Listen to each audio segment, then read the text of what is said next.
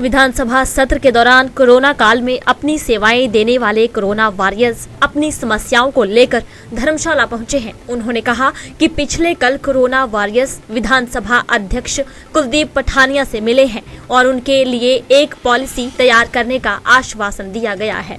Warriors ने कहा कि दिन रात ड्यूटी देने वाले कोरोना वॉरियर्स आज नौकरी के लिए भटक रहे हैं। जब कोरोना काल में किसी परिवार का सदस्य बाहर नहीं निकल रहा था तो कोरोना वॉरियर्स ने मरीजों का इलाज किया और नेशनल अवार्ड तक हासिल किया। नेशनल अवार्ड हासिल करने के बावजूद आज इंसाफ के लिए भटक रहे हैं।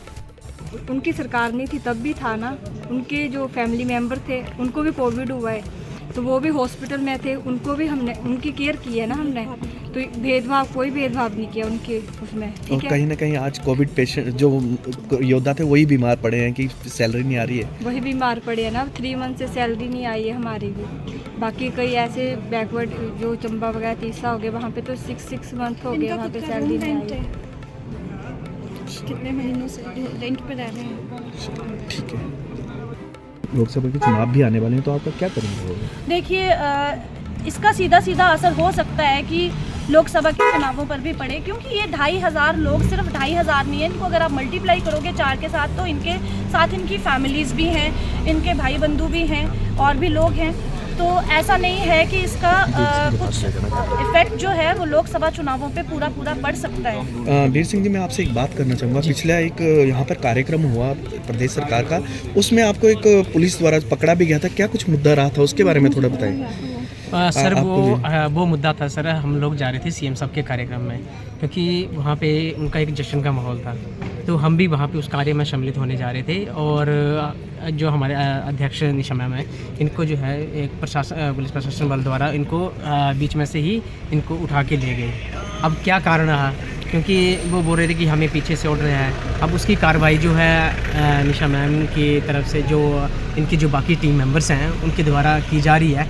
अब जो भी होगा उसमें जो भी कार्रवाई का जवाब होगा वो उनके मेंबर साथ में दे देंगे। हम वहाँ पे इसलिए जा रहे थे कि कम से कम हमारे चेहरों पे भी एक खुशी आनी चाहिए, उस कार्यक्रम में सम्मिलित होकर हमें भी कम से कम खुशी का माहौल दे दे, एक छोटी सी खुशी हम कर्मियों के लिए दे दें। लेकिन वो वहाँ पे ऐसा कुछ नहीं हुआ। हमें 2:30 बजे का टाइम भी सर्किट हाउस का दिया गया था, लेकिन वहाँ भी हम पहुँचे तो वहाँ पे सीएम साहब वहाँ पे नहीं मिले। निशा मैम, आपको जैसे पुलिस द्वारा जो है पता नहीं कितने घंटे आपको रखा भी गया, 5 घंटे तक मुझे नजरबंद रखा गया था सदर थाना धर्मशाला में। आपको नहीं लगता ये लोकतंत्र का जो हनन था? दुरुपयोग है, ये पूरी तरह से दुरुपयोग है।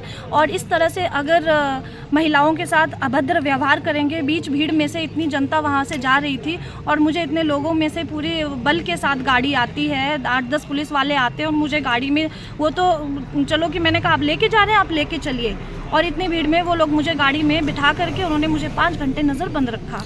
मैं तो अगर हम सामाजिक मुद्दों को उठाते हैं, लोगों के मुद्दों को उठाते हैं, तो क्या आप इस तरह से हमें नज़रबंद करके रखेंगे? इस तरह से ये लोकतंत्र का हनन है पूरी तरह से। तो सीएम साहब के संज्ञान में मैं ये चीज़ भी लाना चाहूँगी कि एक तरफ तो हम महिलाओं के सम्मान की बातें करते हैं प्रदेश में, और बेटी बचाओ बेटी पढ़ाओ दुनिया भर के हम स्लोगन्स का इस्तेमाल करते हैं, लेकिन जब कोई बेटी किसी के या जब कोई महिला किसी के अधिकारों के लिए खड़ी होती है, वो भी सामाजिक अधिकारों के लिए, उसको इस तरह से जबरन उठा करके गलत तरीके से, इलीगल तरीके से नज़रबंद रखा जाता है, तो इनके ऊपर कार्रवाई करनी चाहिए। मेरा हिमाचल प्रदेश में जो कोरोना वॉरियर्स हैं जिन्होंने कोविड के टाइम में अपने सेवाएं दी हुई हैं, आज वो दर दर भटकने के लिए मजबूर हैं। हालांकि मुख्यमंत्री महोदय जी ने हमको आश्वासन दिया था कि इनके लिए कुछ पॉलिसी बनाई जाएगी, क्योंकि इन्होंने उस विपरीत समय पे बहुत ही अच्छा काम किया था और जिस वजह से इनको कोरोना वॉरियर्स का खिताब भी मिला है। लेकिन आज हालात ऐसे हो चुके हैं कि इनको नौकरी से भी बाहर कर दिया गया है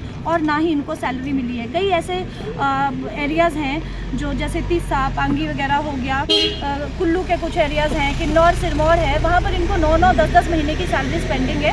हालांकि जो ज़िला कांगड़ा है और हमारे जो प्रदेश प्रधान वीर सिंह जी हैं, उनकी कोशिश की वजह से ज़िला कांगड़ा को कुछ सैलरी जो है वो रिलीज़ हो चुकी है लेबर कोर्ट के थ्रू, और 3 महीने की सैलरी जो है वो अभी पेंडिंग पड़ी हुई है। तो कहीं ना कहीं आज ये एक आशा की किरण है कि जिस तरह से मुख्यमंत्री महोदय का हमने काम देखा है, सुना है कि जो वो बोलते हैं वो करके दिखाते हैं, तो अब 1 साल भी पूरे जो इसका है कांग्रेस सरकार का वो पूरा हो चुका है प्रदेश में।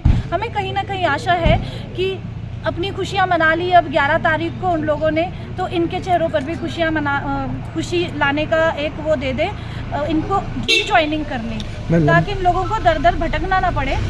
मैम, लंबे समय से जो आपकी ये लड़ाई है जो चली है, आप भी इनका सपोर्ट कर रहे हैं, लेकिन आपको नहीं लगता कि कहीं ना कहीं इनको जो इग्नोर किया जा रहा है, दरकिनार किया जा रहा है, कोई पॉलिसी बनाने में काफ़ी देरी की जा रही है, क्या कारण है ऐसा? जी, ये कारण तो जो भी आला अधिकारी हैं जिन्होंने पॉलिसी बनानी है वो बेहतर तरीके से बता सकते हैं, लेकिन पॉलिसी के लिए बोला ज़रूर गया है, मुख्यमंत्री महोदय जी ने आश्वासन दिया है, लेकिन आज 1 साल कंप्लीट होने के बाद हमें नहीं लगता कि आश्वासन से लोगों का पेट भरेगा, लोगों का घर चलेगा। इन लोगों को बहुत ही मुश्किलों का सामना करना पड़ रहा है, तो मेरी उनसे प्रार्थना है कि जल्द से जल्द इनको इनकी सेवाओं पर वापस ले लिया जाए। मैम, मैं आपका ध्यान एक और तरफ भी लेके जाना चाहता हूँ।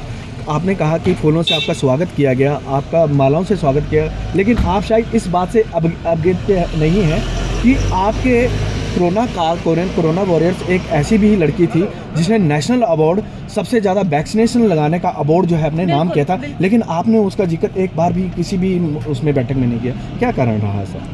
नहीं, ऐसा नहीं है कि जिक्र नहीं किया, सभी पूरी दुनिया जानती है जो अवार्ड विनिंग्स है, जिन्होंने अपनी सेवाएं दी है, हर किसी ने बढ़ चढ़कर रात दिन सेवाएं दी है, अपने घर बार बाल बच्चों को बाहर किया है। लेकिन आज वो लड़की भी बाहर बैठी है। बिल्कुल, आज ऐसा समय आ गया है कि वो लड़की जिसको इतना ज़्यादा सम्मान दिया गया, जिसको हिमाचल का एक नाम बढ़ता है, किसी के आगे आने से हिमाचल का भी, प्रदेश का भी नाम चलता है, तो उनको भी घर बैठना पड़ गया है, तो ये बहुत ही हमारे लिए शर्मिंदगी की बात है। लंबे समय से आप जो है इसमें कार्य।